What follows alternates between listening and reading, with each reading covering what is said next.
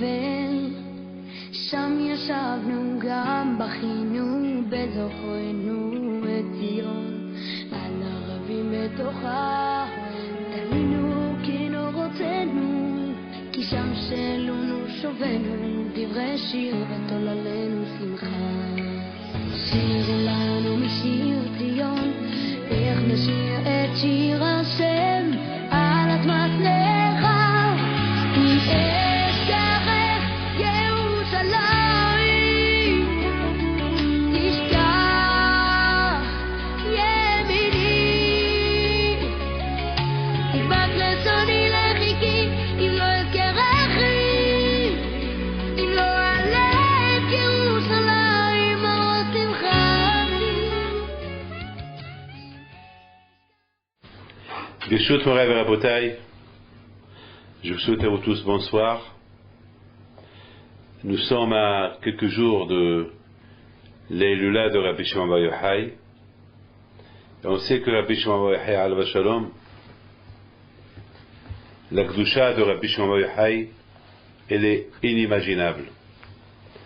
Vous savez, nous au Maroc, on a grandi avec le nom de Rabbi Shimon Bar Yochai dans la bouche. Tout le temps, lorsqu'on avait besoin de quelque chose, on évoquait le nom de Rabbi Shimon Bar Yochai. Cette semaine, c'est l'Aïloula de Rabbi Meir Baal HaNes et l'Aïloula de Rabbi Shimon Bar Yochai quelques jours plus tard. Et non seulement au Maroc, on évoquait le nom de Rabbi Shimon Bar Yochai et de Rabbi Meir Baal HaNes, que ce soit en Tunisie, en Algérie, que ce soit en Europe, que ce soit en Russie, en Pologne, partout, on évoque le nom de Rabbi Shimon Bar Yochai. Ce qui est impressionnant, c'est que ces deux grands tzadikim, jusqu'à maintenant, on parle d'eux. On parle d'eux. Il y a beaucoup de tzadikim que jusqu'à maintenant, malheureusement, ils ont été oubliés, mais ces deux tzadikim n'ont pas été oubliés. Ces deux grands tzadikim, jusqu'à maintenant, on parle d'eux. Alors, la raison, elle est pourquoi? Si par exemple, on prend l'histoire de Rabbi Shimon Bar Yochai Alav Shalom. Rabbi Shimon Bar Yochai nous a montré combien un homme, il doit se donner pour la Torah. On a vu que pendant 13 ans, il était dans une grotte, lui son fils, en train d'étudier la Torah, alors qu'il aurait pu se sauver quelque part d'autre. Non, il a préféré rentrer dans une grotte, là où il n'y a rien du tout. Il aurait pu quitter Israël, partir en Irak, partir, je sais pas, les pays de l'époque. Non. Il n'a pas quitté Israël, mais il est parti dans une grotte, et là-bas ils sont enfermés, lui et son fils, en train d'étudier la Torah. Ça veut dire que le but à lui était étudier la Torah. Peut-être il a dit aller ailleurs, il n'allait pas étudier la Torah ailleurs. Mais ce qu'on va essayer de comprendre est que qu'est-ce que Rabbi Shimon Bar Yochai il a fait de spécial dans cette grotte?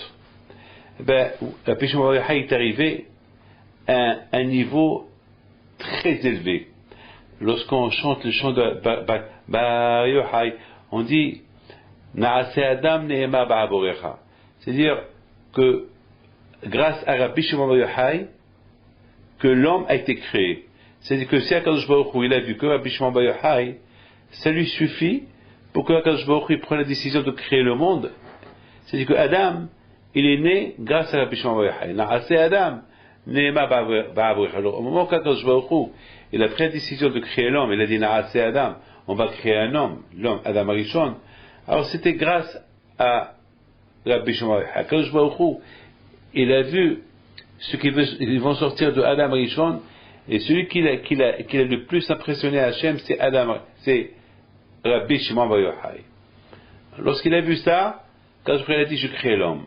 Alors, qu'est-ce qu'il a vu de spécial à Kadosh Baruch Hu dans Rabbi Shimon Bar Yochai? D'ailleurs, dans le Talmud, ils disent que lorsque Moshe Rabbeinu était dans le ciel pour recevoir la Torah, et et il a pris dans ses poches l'âme de Rabbi Shimon Bar Yochai.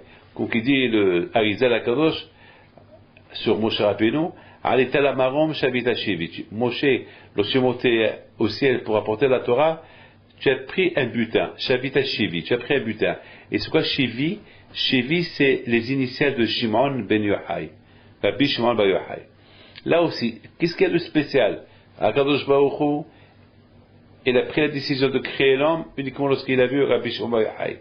Et Moshe Rabbeinu, avec tous les âmes, tous les tzadikim qu'il a vu là-haut, la seule neshama qu'il a épaté, qu'il a vu, qu'elle a épaté, c'est celle de Rabbi Shimon Bar Yochai. Elle aussi, cette neshama, il a pris, il l'avait avec dans sa poche et il est descendu avec. Non, on va essayer de comprendre c'est quoi exactement, c'était quoi Rabbi Shimon Bar Yochai. C'est ce qu'on va essayer de comprendre. C'était quoi Rabbi Shimon? C'était qui Rabbi Shimon Bar Yochai? Et comme introduction, avant qu'on passe à la Hilula de Rabbi Shimon Bar Yochai, on fait aussi une Hilula de Rabbi Meir Baal HaNes. Quelques jours avant la Hilula de Rabbi Shimon Bar Yochai, on fait celle de Rabbi Meir Baal HaNes, et après, quelques jours plus tard, on célèbre celle de Rabbi Shimon Bar Yochai. Donc on va déjà essayer de comprendre qui était Rabbi Shimon Bar Yochai, pour pouvoir comprendre qui était Rabbi Meir Baal HaNes. Parce que vraiment, ces deux tzadikim-là, ils sont restés jusqu'à maintenant en mémoire. Jusqu'à maintenant, on parle d'eux comme si c'était hier. Regardez, on fait à la Hilula de Rabbi Shimon Bar Yochai à Tzfat, il y a presque 1 million de touristes qui vont pèleriner à Rabbi Shimon Bar Yochai pendant toute l'année, chose qu'on n'a jamais vue. Peut-être, il y a peut-être le Kotel, le lieu le plus fréquenté de le monde, où il y a le plus de pèlerins qui vont pèleriner. Je parle de pèlerins juifs, tzadikim, c'est Rabbi Shimon Bar Yochai. Alors c'est ça, c'est quoi? C'est quoi Rabbi Shimon Bar Yochai? C'était qui sur Rabbi Shimon Bar Yochai? Alors, Rabotai, j'essaie de comprendre.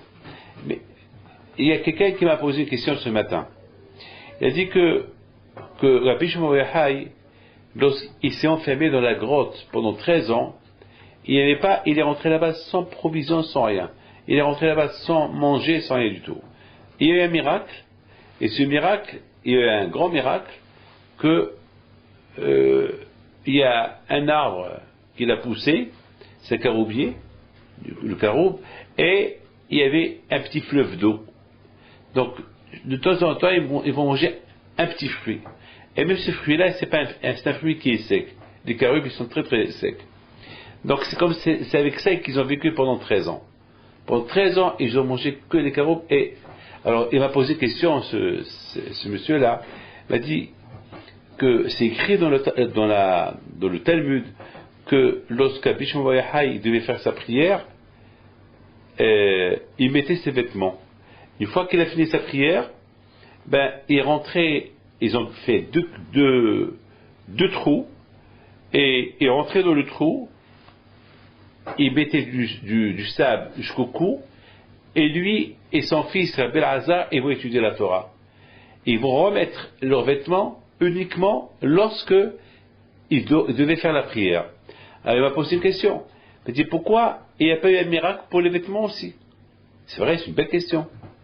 Pourquoi le miracle, il y avait le miracle uniquement pour le manger, qu'il y a eu un arbre qui a poussé, et un fleuve qui est sorti pour boire de l'eau, et pour faire Nitilat Yadayim s'ils veulent, parce que c'est obligé.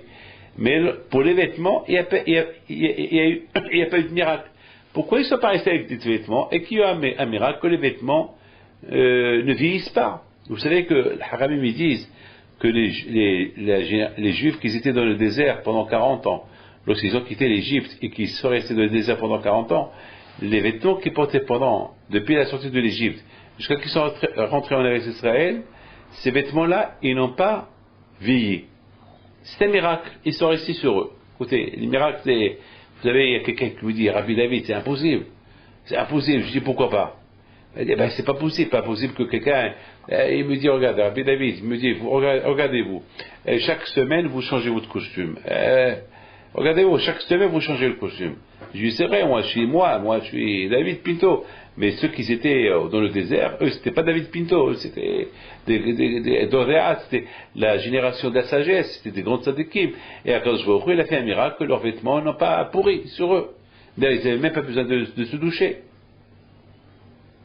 Et en plus, la manne qu'ils mangeaient, il allait se disparaître de leur corps. Ils n'avaient même pas besoin d'aller aux toilettes. Il n'y avait pas de toilettes.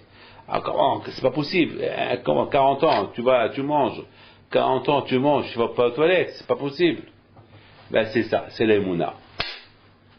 Ben, on dit en arabe, tlaouzl. Tu montes, tu descends, c'est comme ça. Et c'est ça. C'est l'aïmouna. On peut pas. On nous dit, vous savez, c'est ça. L'aïmouna, c'est, vous savez c'est quoi l'aïmouna? L'aïmouna, c'est, vous savez c'est quoi la foi?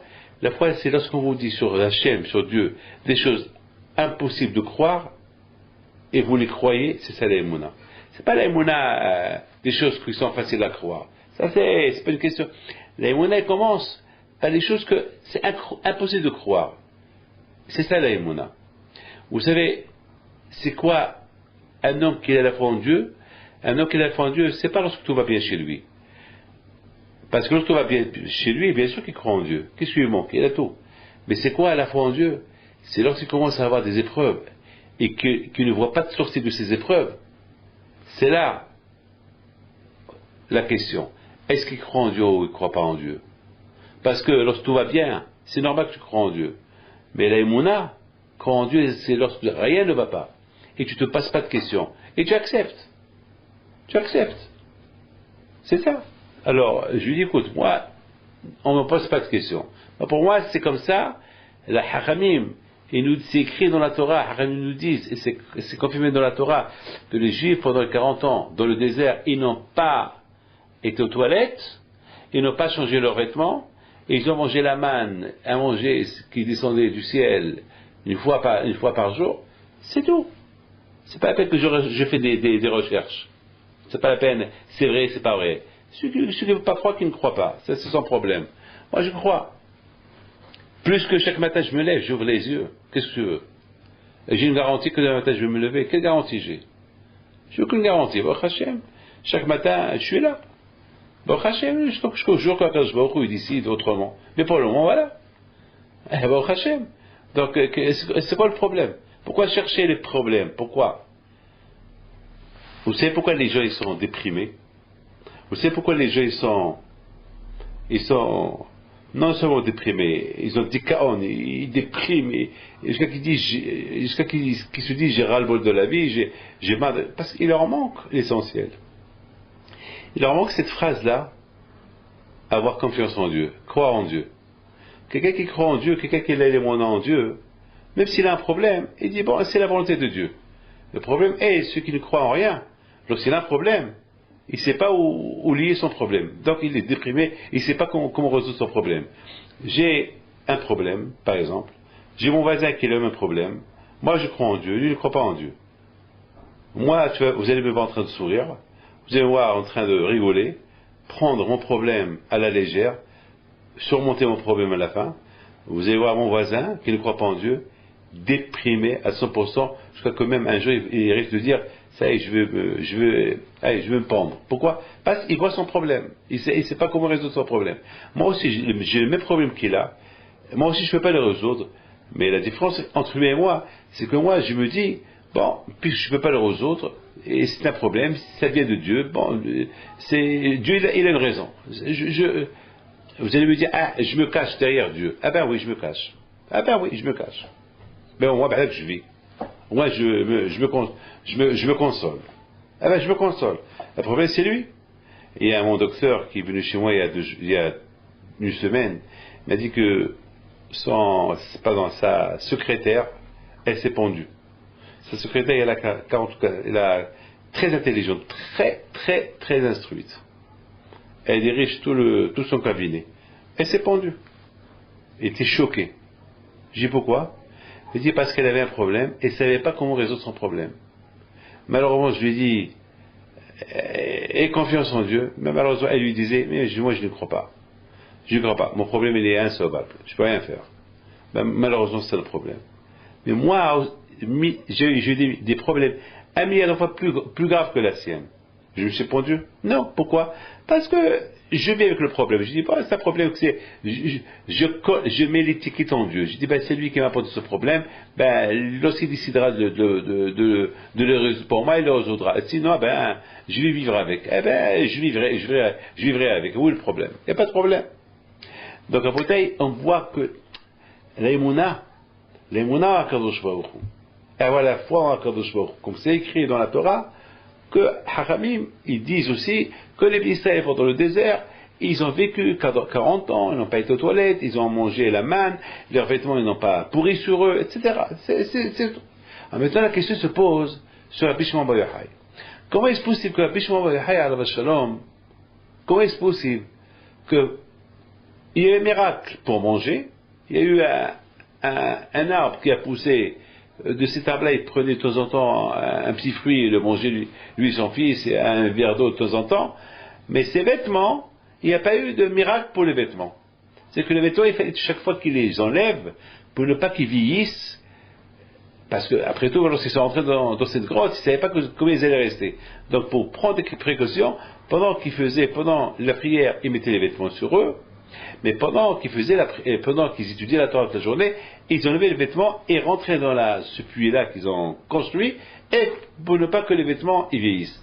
Pourquoi il n'y a pas eu un miracle que les vêtements ne vieillissent pas? Comme ça, c'est pas la peine qu'ils rentrent dans ce puits-là et se mettre dans le sable.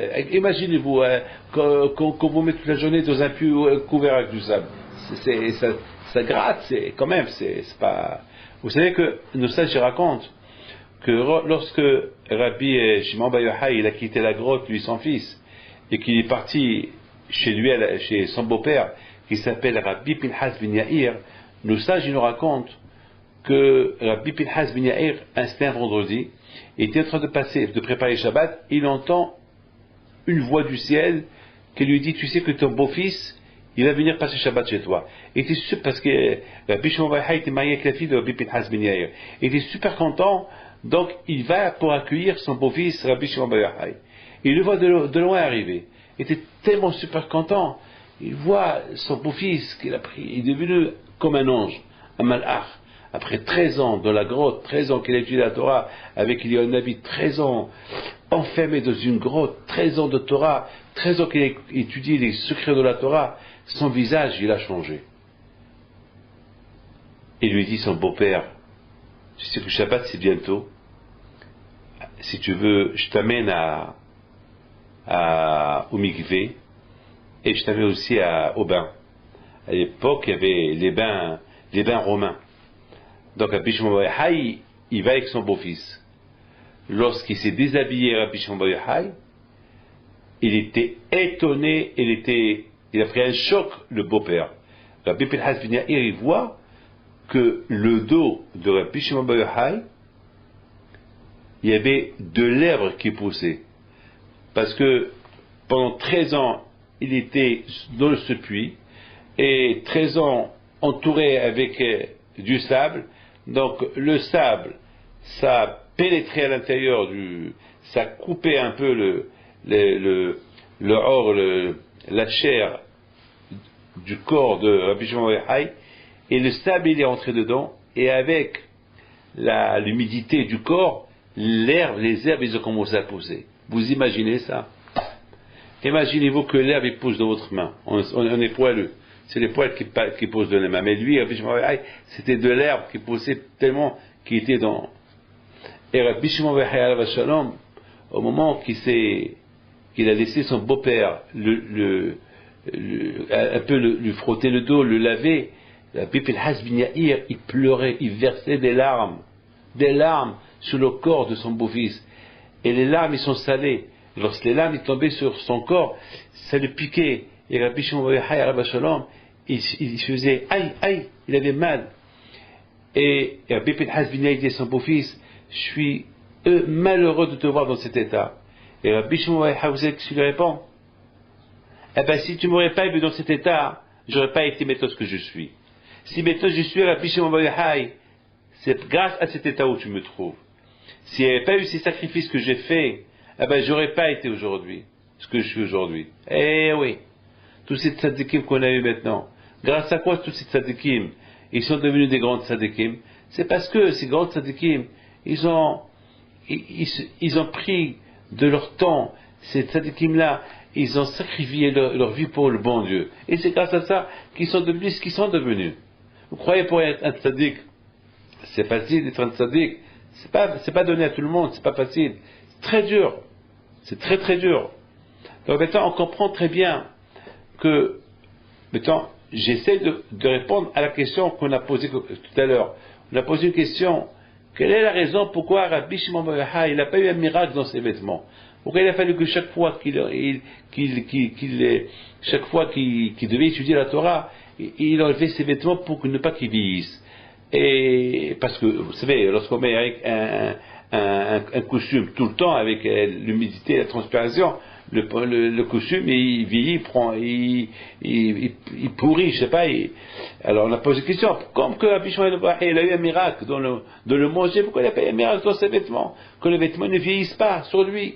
Comme on l'a vu dans la génération du désert, les Juifs qui étaient dans le désert pendant 40 ans, leurs vêtements n'ont pas vieilli sur eux. Pourquoi là aussi, pourquoi il n'y a pas eu un miracle chez Rabbi Shimon Bar Yochai? Et Rabotai, je pense donner une réponse à cette question. Et avec ça, on va comprendre aussi c'était quoi la grandeur de Rabbi Shimon Bar Yochai. Je pense que Rabbi Shimon Bar Yochai alav shalom, et c'est ça sa grandeur. C'est ça la grandeur de Rabbi Shimon Bar Yochai. Lorsqu'il est parti à la grotte, écoutez bien, hein, je compare Rabbi Shimon Bar Yochai aux Juifs qui ont quitté l'Égypte. Les Juifs, ils ont quitté l'Égypte pour aller recevoir la Torah, et de là-bas, ils sont entrés en Eretz Israël. Même les provisions, ils n'ont pas préparé les provisions. C'est-à-dire, ils sont partis aveuglement derrière le bon Dieu. Ils avaient une foi en Dieu, à tel point, ils n'ont même pas préparé de provisions. En général, quelqu'un qui voyage, quelqu'un qui prend l'avion pour aller quelque part, il prépare des provisions pour le voyage. On voit ici que les bénis d'Israël, lorsqu'ils ont quitté l'Égypte, ils n'ont même pas préparé des provisions. Ils sont partis sans rien préparer. C'est un niveau extrêmement extraordinaire. C'est inimaginable. Moi, David Pinto, lorsque je voyage, là où je vais, je prends des provisions avec moi. Même si je voyage, je prends un avion pour Paris-Maroc, 2h30 de trajet, je prends un sandwich. Pourquoi? Parce que tout le monde mange dans l'avion pour ne pas que moi aussi j'y ai faim, parce que vous savez, lorsqu'on voit les gens qui mangent, ça ouvre l'appétit. Je prends avec moi toujours un petit sandwich, des gâteaux, n'importe quoi. Là, les bénis d'Israël, les Juifs, ils quittent l'Égypte pour être dans le désert. On ne sait même pas combien de temps ils vont rester dans le désert, au lieu qu'ils prennent avec eux des provisions. Ils n'ont rien pris. Ils ont dit, plus Akadosh Baruch Hu, c'est lui le Créateur, eh ben c'est Akadosh qui va nous fournir de quoi manger dans le désert. C'est Hachem. Hashlech Yahefra al Hashem Elokecha. Beaucoup de fois, on pense à des problèmes, on crée des problèmes. Pourquoi créer des problèmes? Il faut avoir confiance en Dieu. Ton problème, c'est le problème d'Hachem. Vous savez, aujourd'hui, malheureusement, il y a cette épidémie de la grippe, là, des cochons. Vous savez très bien.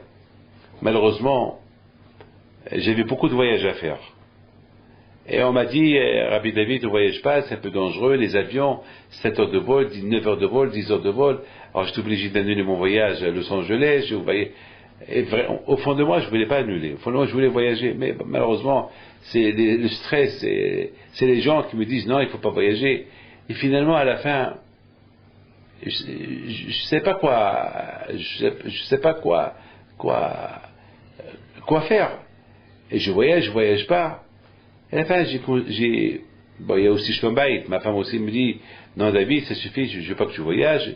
Non, j'ai dit, attends, j'ai besoin, il y a des gens qui m'attendent, c'est maintenant qu'ils ont besoin plus que tout le monde, et surtout, j'ai besoin aussi d'argent, j'ai besoin des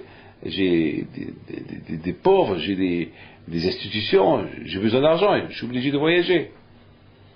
Alors, elle me dit, de toute façon, c'est pas ton problème. Tes pauvres, tes institutions, ils appartiennent à Dieu. Alors, c'est à Dieu de t'aider. Là où tu es, il t'aidera. Mais pour le moment, tu restes là. Bon, que voulez-vous que je fasse? Mais l'idée, elle est là. Après tout, nos institutions, c'est pas les nôtres. Qu'est-ce qu'on fait dans ces institutions? On étudie la Torah. La Torah à qui? À Dieu. À Dieu d'arrêter cette épidémie-là pour pouvoir continuer le travail. Donc, c'est quelque part, c'est ce que j'ai dit, Hachem. Tu vois, si tu vas pas nous... D'un côté, Hachem, on réussit bien au niveau... on fait la spéculation dans la Torah, Baruch Hashem, on avance très fort, on enseigne la Torah à tout le monde, on a besoin d'argent.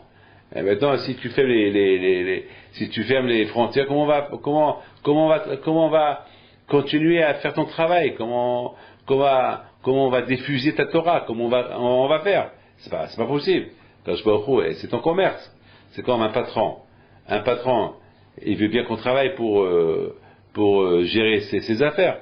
Mais si les bureaux sont fermés, il n'a pas porté les clés, comment on va gérer ses affaires? Hachem, comment on va gérer tes affaires si tu nous fermes les robinets? C'est impossible. Donc, quelque part, il faut avoir les mounans à Kadosh Baruch Hu. On voit que les bénis Israël, lorsqu'ils ont quitté l'Égypte, ils avaient une grande émouna en Dieu, une grande foi. Ils sont partis avec une grande foi à Kadosh Baruch Hu. Et ils sont partis avec l'idée que, puis Hachem, il a fait tant de miracles en Égypte, et pourquoi c'est dur pour lui de nous donner à manger. Il peut s'il veut. C'est lui le patron, c'est le propriétaire. Il change, il peut changer la nature. Et effectivement, c'est ce qui s'est passé. Quand je leur ai apporté la manne du ciel à manger préfabriqué, qu'il avait tous les goûts. Ouais, super, il avait comme à manger super, il était là pour eux. Donc, vous voyez, donc à Bodaï, on voit que Rabbi Shimon bar Yochai, lui aussi, il avait cette qualité-là. Il s'est sauvé des Romains, parce que les Romains, ils ont voulu le tuer, parce qu'il étudiait la Torah. Parce que les Romains, ils avaient décrété, celui qui étudie la Torah, il est condamné à mort. Et Rabbi Shimon bar Yochai, il n'a pas eu peur, il a continué à étudier la Torah. Et voilà, lorsque les Romains, ils ont entendu que Rabbi Shimon bar Yochai, il n'a pas arrêté d'étudier la Torah, et en plus, il donnait des cours en public, ils ont décrété le tuer. Donc Rabbi Shimon bar Yochai avec son fils, ils se sont sauvés. Ils auraient pu quitter Israël, ils auraient pu aller ailleurs, quelque part où personne ne les connaît, et vivre librement là où ils veulent. Non. Ils sont restés en Israël, dans la Terre Sainte, ils sont rentrés dans une grotte, ils n'ont même pas pris avec eux des provisions, sachant, on ne sait même pas combien ils vont rester là-bas. Ils sont partis avec un grand bitachon dans Akadosh Baruch Hu. Ils sont partis avec un grand émouna et bitachon dans Akadosh Baruch Hu. Donc, lorsque Rabbi Shimon bar Yochai et Belazar, ils étaient à l'intérieur de la grotte elle s'est fermée sur eux. Ils ont compris qu'ils doivent rester là-bas. Ils ont compris c'est Akadosh Baruch Hu. Ils ont compris. Vraiment, j'ai une question. Est-ce que j'avais des bougies? Comment ils sont restés dans une grotte fermée pendant 13 ans? Une grotte vraiment hermétique. Et on ne parle même pas de la lumière. Eh bien, Rabotai, lorsqu'on lit le Zohar, comment le Zohar parle de la Torah, la lumière de la Torah? Ça veut dire que Rabbi Shimon bar Yochai, lorsqu'il étudie la Torah, la lumière est sortie de la Torah. Parce que la Torah, ça s'appelle Orot, ça s'appelle lumière. Ça veut dire que cette grotte était illuminée par la Torah. Donc, au niveau manger, il y a eu un arbre qui a poussé. Mettons, au niveau vêtements, ça, Akadosh Baruch Hu n'a pas voulu faire un miracle pour les vêtements. Parce que, il faut savoir une chose, que, et ça c'est très important pour vous de le savoir, Akadosh Baruch Hu, Ishtabach Shemo La'ad, il peut tout faire, il peut tout vous faire. Mais, essayez de ne pas trop lui demander des choses qu'on n'a pas besoin. Il y a des gens qui n'ont rien à faire. Il y a un couple ce matin, ils sont venus chez moi. Et ce couple-là, ils n'ont pas d'enfants. Ce couple-là,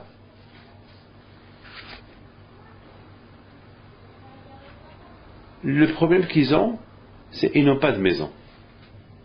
Ils veulent acheter une maison. Et ce matin, ils sont venus, ils m'ont demandé une bracha pour qu'ils trouvent une maison. Je leur ai dit, mais pourquoi vous ne demandez pas une bracha? C'est presque 10 ans que vous êtes mariés. Demandez une bracha plus importante. Avoir des enfants. À quoi c'est une maison? Ah, vous êtes là, vous louez une maison. Vous n'avez pas peur que vous n'ayez pas des enfants, ça fait 10 ans que vous n'avez pas des enfants. Si vous demandez à Akadosh Baruch Hu quelque chose, demandez à Akadosh Baruch Hu quelque chose de bien, quelque chose de... Parce que quelque chose qui n'est pas trop... Pour moi, c'est pas valable de demander une bénédiction pour acheter une maison. Demandez-moi plutôt une bénédiction. Voilà, vous avez été chez tous les médecins et il y a un problème, vous n'avez pas d'enfant. Demandez quelque chose de plus important. Qu'est-ce que vous êtes en train de demander une bracha pour avoir une maison? Non, il faut savoir quoi demander. L'homme, un être humain, toujours, il doit savoir quoi demander à Kadosh Baruch Hu. Demander ce qu'on a besoin. Ne demandez pas ce qu'on a. De plus, il ne faut pas aussi demander des choses qu'on n'a pas besoin. Parce qu'il y a des choses qu'on peut les avoir sans les demander. Il faut essayer de moins demander des choses qu'on n'a pas besoin à Kadosh Baruch Hu. C'est pas la peine de déranger le bon Dieu pour des bêtises. On va le déranger pour des choses plus importantes. À Shemishma, on est malade, on demande. Mais c'est pas la peine de demander des choses.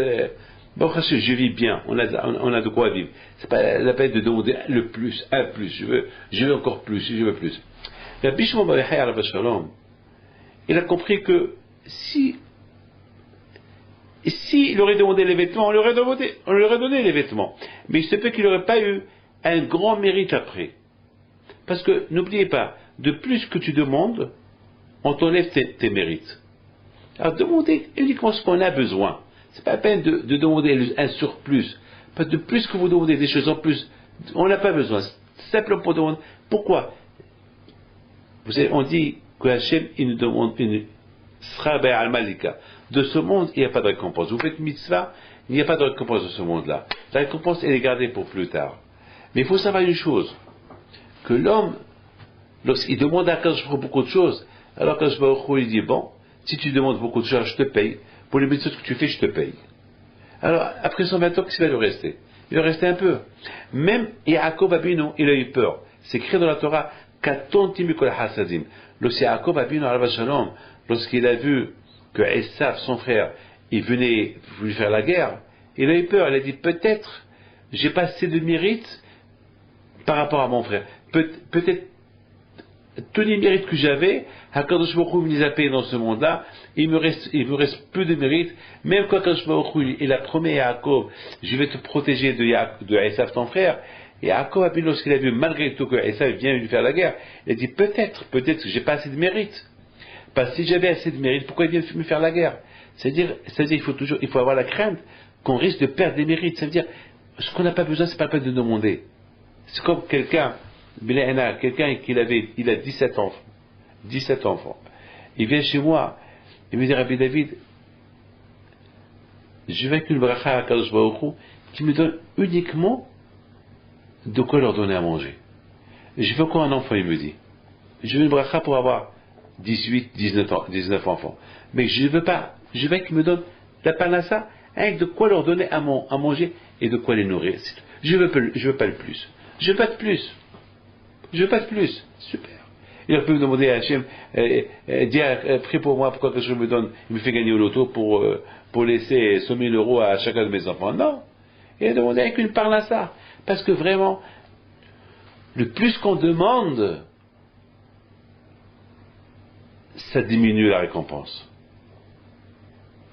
Donc, Rabbi Shimon bar Yochai alav shalom, lorsqu'il s'est enfermé dans cette grotte, il n'a pas demandé un plus, il a demandé ce que son corps, il aurait pu demander, je veux un gigot, je veux que, je sais pas moi, le couscous, Adam l'hot, la boucha, je veux les briques, je veux des omelettes, je sais pas, tout ce que vous voulez. Je veux une clim.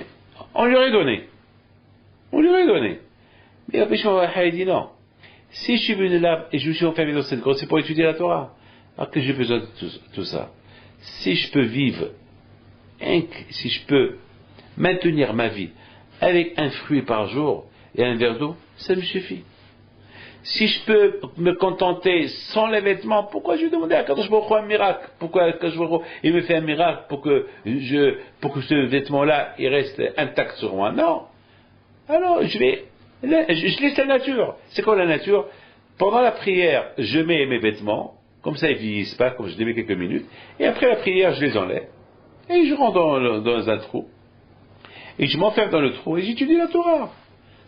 Le moins possible que je demande à Kadosh Baruch Hu, le plus que je vais comprendre la Torah. On a vu que les tzadikim, ils enrichissent tout le monde, ils prient pour tout le monde, et eux, il leur manque tout. Pourquoi? Parce que les tzadikim, il préfère garder tous les mérites pour plus tard. Il ne veut pas utiliser les mérites dans ce monde-là. C'est ça les tzadikim. Maintenant on comprend pourquoi Rabbi Shimon Bar Yochai alav shalom est arrivé à ce que maintenant on parle de Rabbi Shimon Bar Yochai. Écoutez bien, pourquoi jusqu'à maintenant on parle de Rabbi Shimon Bar Yochai? Quelle est la raison? Quel mérite est-il?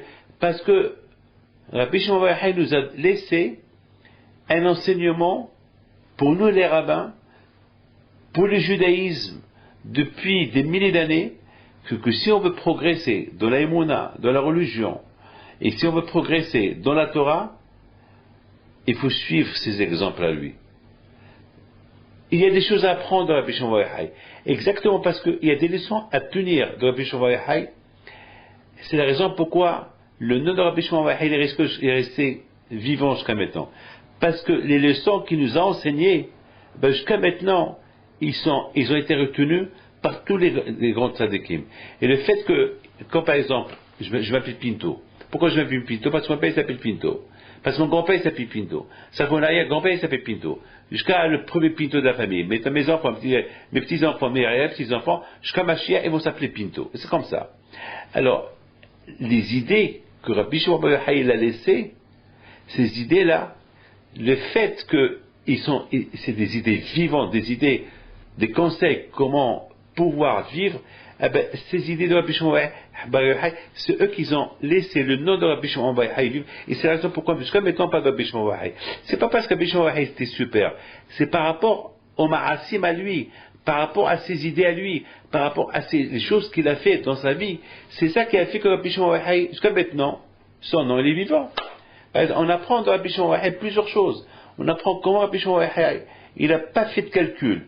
Lorsqu'il s'est sauvé des mains des Romains, lorsqu'il est rentré dans une grotte, sachant qu'il ne savait pas combien il allait rester là-bas, il a eu confiance en Dieu, il n'a pas eu l'audace de penser, je vais prendre des provisions avec moi là-bas. Pourquoi? Parce que le temps qu'il va préparer des provisions, ça va prendre quelques jours, pour lui ça va être quelques jours de moins dans l'étude de la Torah. Lorsque Rabbi Shimon Bar Yochai était dans la grotte, et il y a eu un miracle, un caroubier qui est sorti, et il prenait là-bas un fruit par jour, il aurait pu demander à Kadosh Baruch Hu, je veux la manne qui descend. Et il aurait eu la manne. Il aurait pu dire, Hachem, je veux que chaque jour, des repas préparés par les meilleurs cuisiniers du monde, et comme que les malachim les apportent ici, que les anges nous apportent. Et on en aurait fait ce qu'il voulait faire, ce qu'il aurait demandé. Mais il n'a pas demandé ça à Rabbi Shimon Bar Yochai. Rabbi Shimon Bar Yochai alav shalom, il s'est contenté uniquement d'un petit fruit par jour, et même si ce fruit-là était sec, et dans ces fruits-là, les caroubes, il y a dedans des petits trucs qui sont très très durs, et des noyaux qui sont très très durs. Ça veut dire que lorsqu'on mange des caroubes, il faut bien faire ça pour ne pas tout casser une dent. Donc ça veut dire que c'était pas un gigot qui mangeait un petit fruit sec, qu'il fallait beaucoup faire attention comment le manger. Donc c'est pas très très très, et pendant 13 ans il a mangé, donc il aurait pu avoir ras-le-bol de le manger.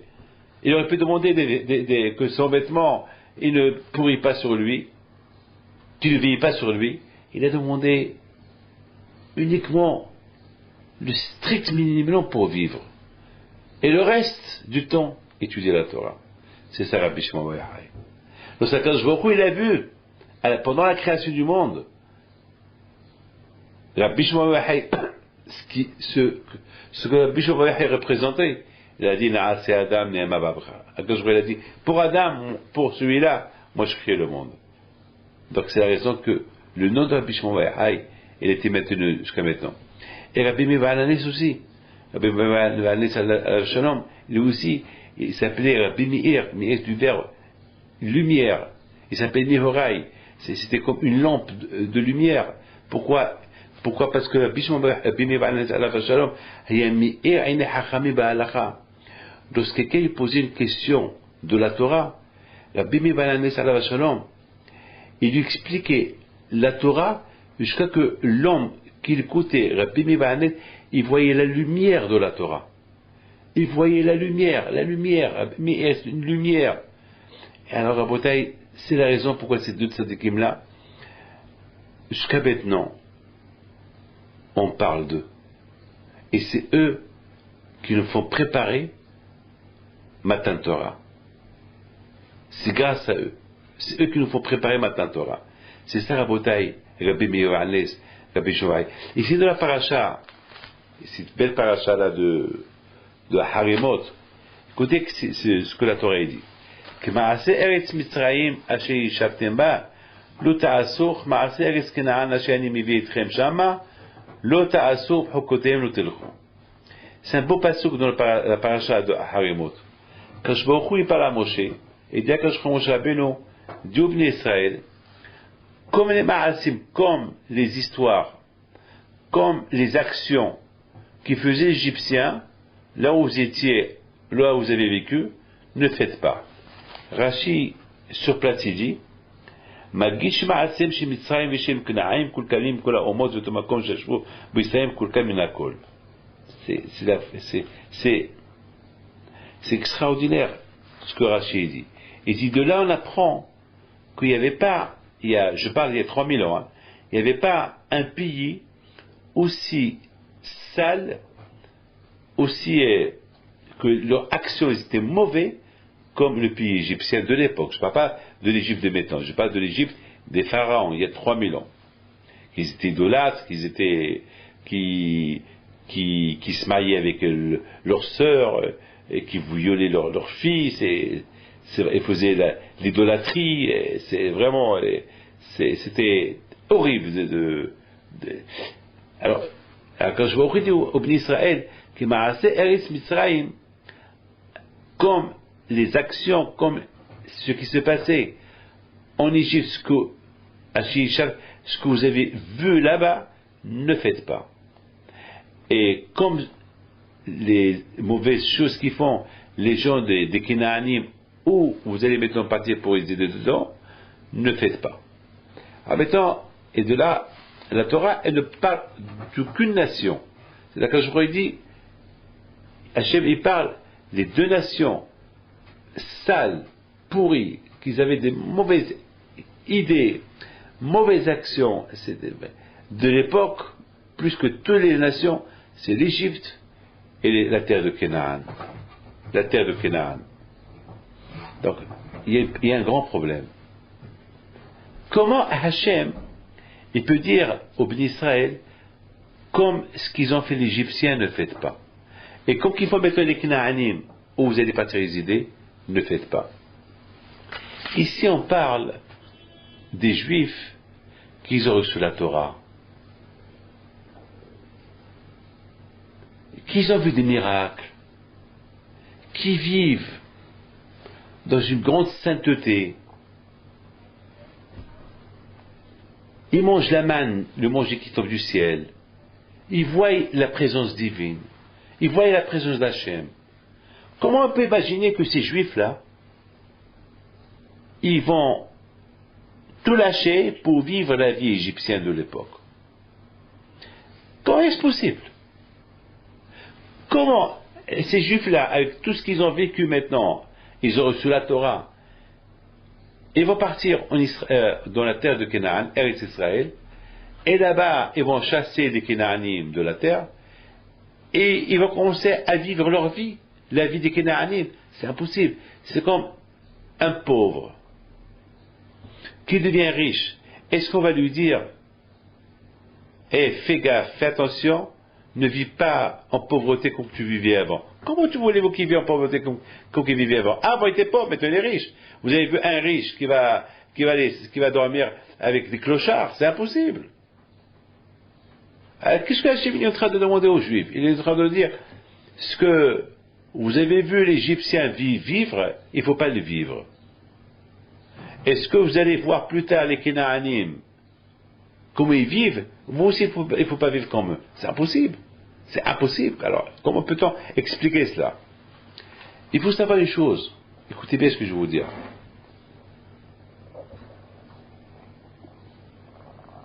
On raconte une histoire sur le Hatam Sofer.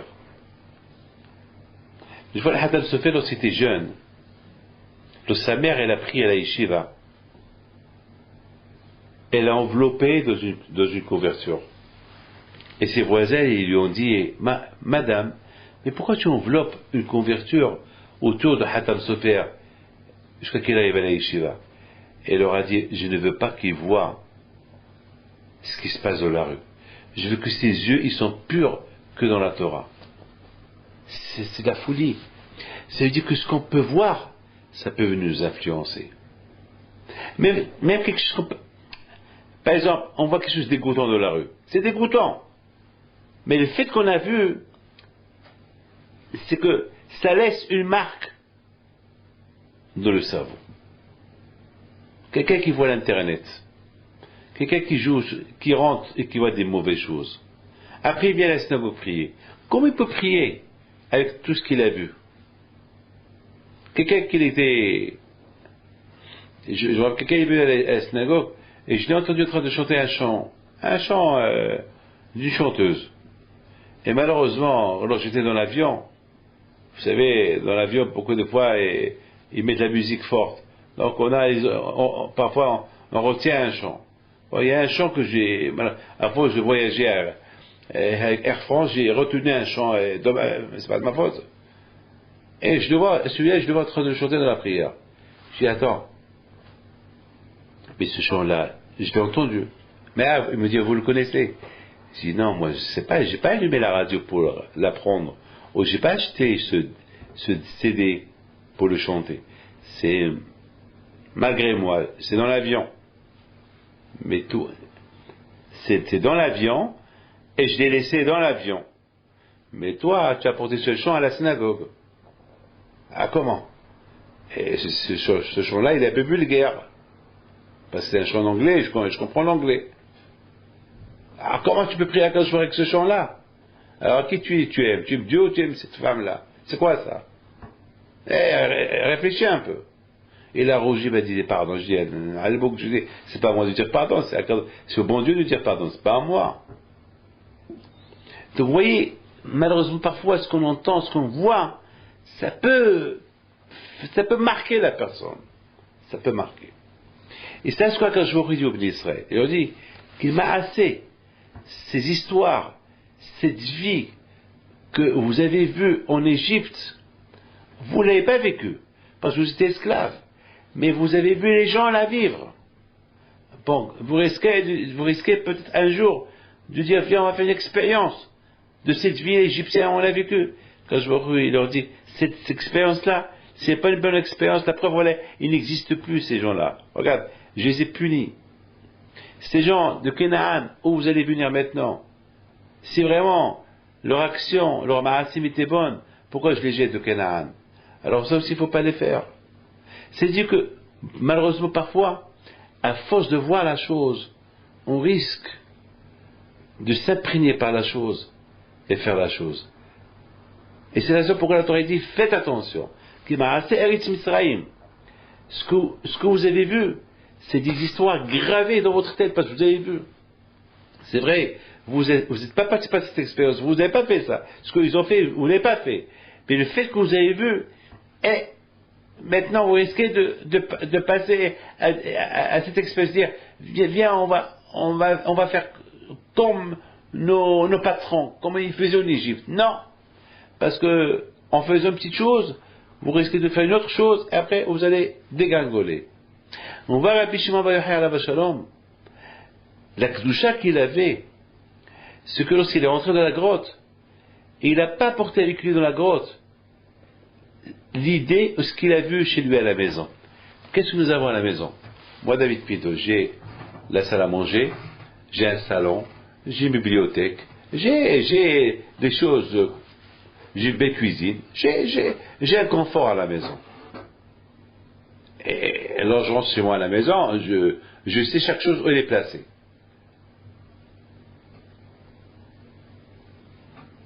Et alors je déménage de ma maison, soit où je veux mes meubles, ou soit je veux mieux. On voit chez la Pichon, c'était pas comme ça. Ce qu'il avait à la maison, c'était à la maison. Lorsqu'il est arrivé à la grotte, il n'y a que du sable et des pierres, il n'a pas demandé ce qu'il avait à la maison. il est resté dans le sable, et dans la grotte, et dans les pierres. C'est-à-dire que même ce qu'il avait à la maison, il n'a même pas dans sa tête lorsqu'il est chez lui, lorsqu'il est dans cette grotte. Pourquoi? Parce qu'il n'a jamais fait attention à ce qu'il avait chez lui à la maison. C'était pas ça le plus important. Pour nous, le plus important, télévision. Maintenant, les télévisions, il y a un couple qui sont venus chez moi, ils avaient un problème. Pourquoi? Parce que il avait promis qu'il achète un grand écran de je sais pas de combien de mètres. Et lui, il dit ça. Et lui, il dit, attends, ça coûte cher, ça coûte $18 000, pourquoi tu veux que je te paye cet écran? Et elle a dit, mais tu me l'as promis. Et à cause de ça, ils sont arrivés, à l'Aïsta, ils sont arrivés jusqu'à maintenant, ils sont plein de bagarres pour une télévision. Pour une télévision. C'est pas, la télévision, je suis pas pour. Mais, il veut une grande. Les Avdil, voir Rabbi Shimon bar Yochai alav shalom. Et c'est pour ça qu'on parle de lui jusqu'à maintenant. L'idée de chez lui, il ne l'a pas voulu la mettre dans cette grotte. Pourquoi? Parce qu'il ne savait même pas ce qu'il y avait chez lui. Chez lui, ce qu'il y avait chez lui, c'était rien du tout. Je raconte une belle histoire. Il y avait une fois Moshe Feinstein, un grand tzaddik américain. Un grand tzaddik qui habitait en Amérique, il est mort en Amérique. Une fois, c'était un grand posek. C'est un grand érudit dans la Torah. Un jour, il avait un riche qui est venu lui rendre visite. Et il a vu comment il vit. Waouh, il avait tout était cassé. Une petite table cassée, pas de salon, il n'y avait rien. Il avait de la peine que le Gadol Ador, le grand de la génération, Rav Moshe Feinstein, il vivait dans cette aniout, cette pauvreté. Alors, il dit à sa femme, je ne peux pas voir le rabbi habiter dans cet état-là. Cela ne vous dérange pas que je change tout? Elle dit, ben, si tu veux, avec plaisir, mais il n'y a pas de problème. Le même jour, il commande un salon, une bibliothèque, une table à manger, une salle à manger, non. En une demi-journée, la maison, elle a changé. Et tout, ils ont tout mis dehors, le temps que la poubelle vient ramasse tout. Alors, Moshe Feinstein, il vient à 2 heures pour manger, il rentre chez lui, il voit la maison, il ressort, il s'assoit dans les escaliers. Sa femme lui dit, Moshe, tu rentres pas? Elle dit, mais je comprends pas, c'est où chez moi? Il dit, ben, c'est chez nous, c'est ici. Le monsieur tel et tel, il est venu, elle dit, non, je ne reconnais pas chez moi. Moi, je veux chez moi. Ramenez-moi mes trucs. Tout ça, je ne veux pas tout ça. Non, je peux pas. Sinon, je rentre pas, je reste là. Je reste là, jusqu'à que je meurs là. Alors, la femme, connaissant son mari, elle savait que son mari était têtu, tout de suite elle descend en bas, elle apporte des gens, et leur dit, prenez tout ça, ramenez-moi cette carcasse de meubles détruits. Mais attends, mais tout est cassé. Et une fois qu'ils ont tout remis en place, Rav Moshe Feinstein dit, ah, là je suis chez moi. Waouh, allez, nano. Ah, aïe, non. On veut toujours W. Toujours on veut du nouveau. C'est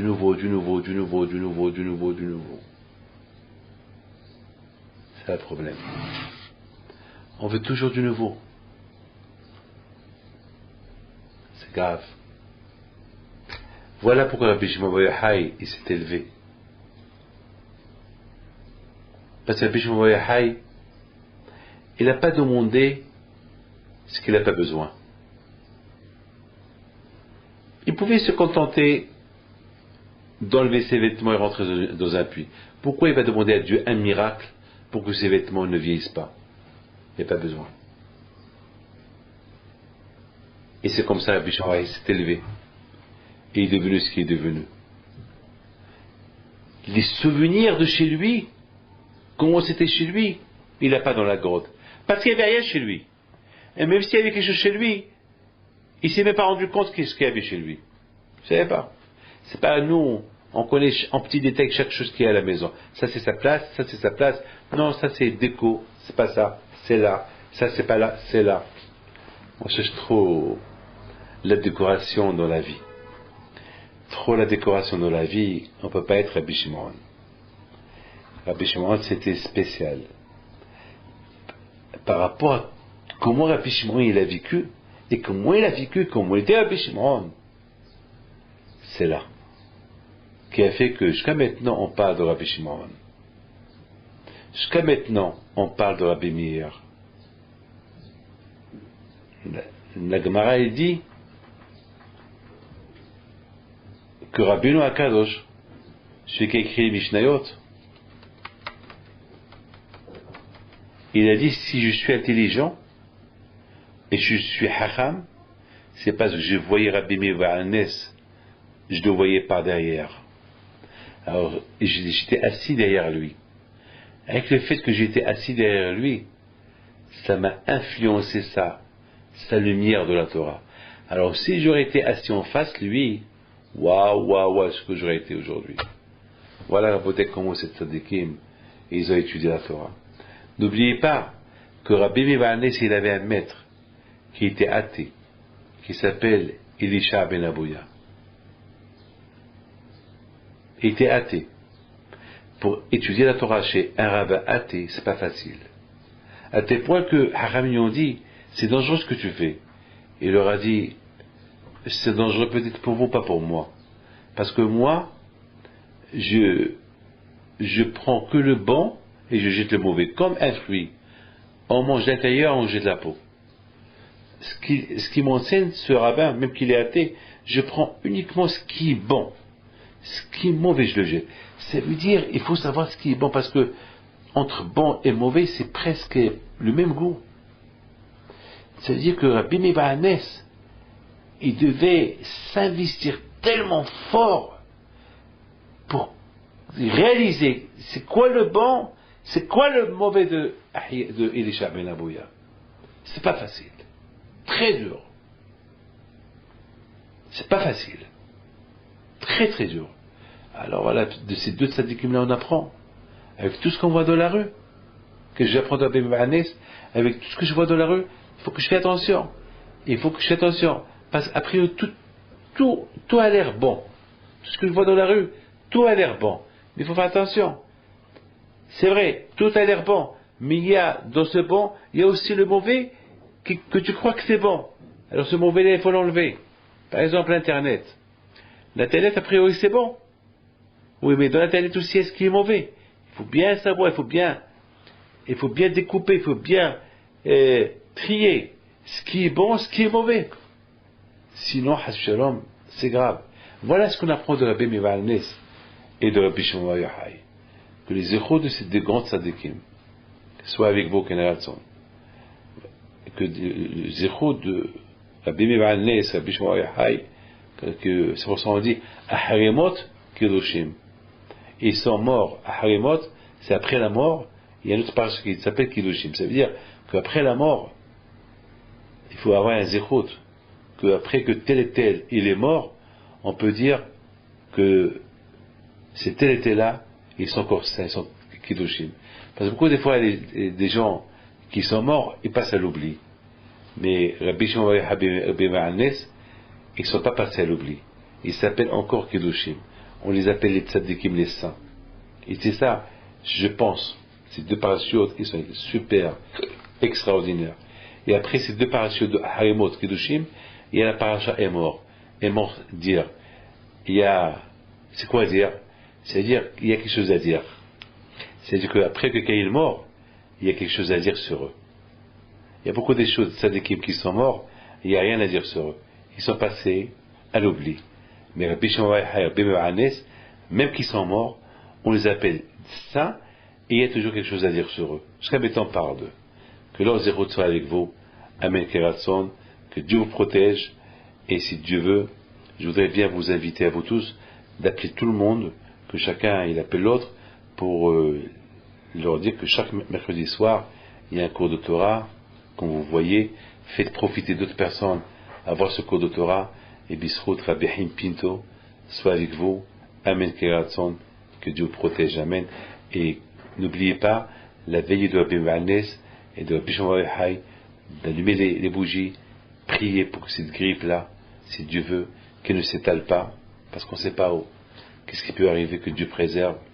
N'oubliez pas qu'en 1918, il y a une grande épidémie. Avec l'aide de Dieu, espérons que cette épidémie-là, elle va se réduire, jusqu'à qu'elle ne va plus exister, si Dieu veut, et que le bon Dieu apporte Mashiach Tzidkenu. Amen. איך נשאיר את שיר השם על אדמת ירושלים